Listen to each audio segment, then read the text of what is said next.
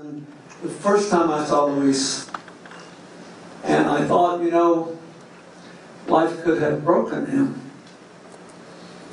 You don't even know the half of it. This guy has run his own business, lives in his own apartment, is self-supporting, recently broke a bone, shrugged it off and showed up here tonight, and is the only person, I think, I know he was the first person, ever to cross Spain through the power of his arms and his heart. So to give you a bit of background on my brother, Luis had a car accident when he was 18 years old. He had just graduated from high school 2 weeks before, and he had a car accident leaving his girlfriend's house late at night and coming home, and she lived less than a minute drive away. We wanted to launch the foundation after we set it up for 6 months.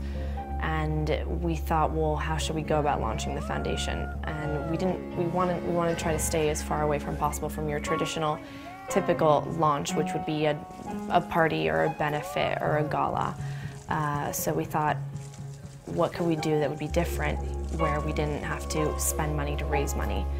And we thought, well, it's called the Walkabout Foundation, and it's all about walking. Why don't we go on a long walk and get people to sponsor us?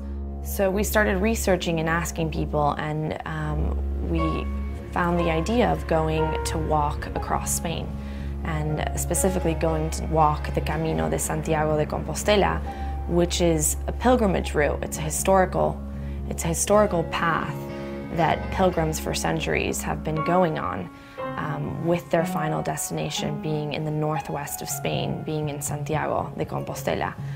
And we started looking into it, and we thought, well, this is perfect. This makes complete sense. This is a great idea. It was the most unbelievable journey of my life, and I think I can speak on behalf of my family and on behalf of Luis and say it was the most unbelievable journey of his life and their life. And I say, when people say, wow, you walked almost 900 kilometers, honestly, it doesn't, what I did, anyone can do, but what my brother did, very few people in the world, I think, can do, because to be able to traverse and cross an entire country with just the use of your arms is an incredible feat that really requires so much motivation and so much willpower and so much dedication that not that many people can do, and in my mind makes him a hero for me and for everyone else who met him along the way. The fact that Luis is in a wheelchair didn't stop him from going, and it didn't stop us from going, and we embraced it, and we continue to try to live a similar, if not identical, life to what he lived before. But that doesn't mean that we take away from the urgency of needing to find a cure, because you can live a rich and fulfilled and great life in a wheelchair. The urgency for finding a cure is so huge and is still so prevalent that that's half the reason we set up this foundation, is that there is a cure that's out there. It's no longer a matter of if there's a cure, but when there's a cure.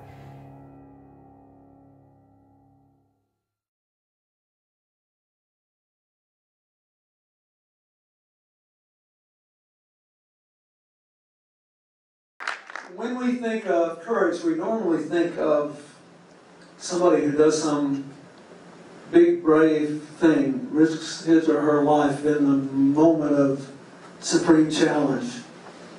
But I think maybe it takes more courage to get up every single day and live with a problem hardly anyone else has, and just decide you're still going to be a winner. You're still going to go on. You're still going to make a difference. You're going to find something to be happy about.